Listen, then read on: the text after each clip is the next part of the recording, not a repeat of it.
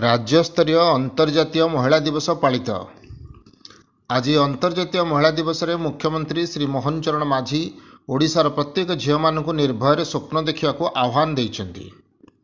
समाजर समस्त बाधाविघ्न को भांगी आत्मविश्वासर सह आगक बढ़िया प्रेरणा देइछन्ति।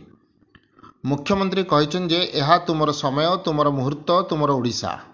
आज लोकसेवा भवन स्थित कन्वेंशन हॉल रे आयोजित राज्यस्तरीय अंतर्जातीय महिला दिवस पालन अवसर में मुख्यमंत्री श्री माझी यही आह्वान देइछन्ति। एही अवसर में मुख्यमंत्री कहिछन् जे सशक्तिकरणर प्रकृत अर्थ महिला मानकु किछि आर्थिक सहायता देवा नुहे।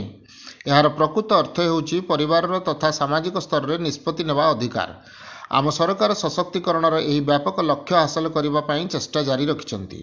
मुख्यमंत्री कहिछन्ति जे आमे ओडिशार अधा जनसंख्या अर्थात समग्र महिला समाज को अर्थनैतिक, सामाजिक तथा राजनैतिक स्तर में सशक्त करिवु, जहाद्वारा महिला माने सबु क्षेत्र में व्यक्तिगत भाव निष्पत्ति नेबारे समर्थ होई पारिबे।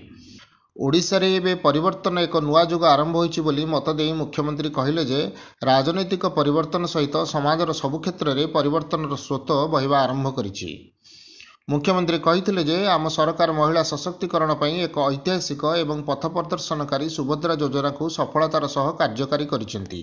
यह ओडिशा इतिहास रे सबुठारु बड़ योजना एवं ओडिशार विकास कहानी को पुनर्लिखित करिया पई आमर प्रतिबद्धतार प्रमाण। एही योजना रे 1 कोटी महिला सशक्त हेबार रास्ता खोलिछि। एही कार्यक्रम को सफल रूपायन करिथिबा प्रत्येक मुख्यमंत्री धन्यवाद दैछन्ति। Bureau report, Nagaraj news.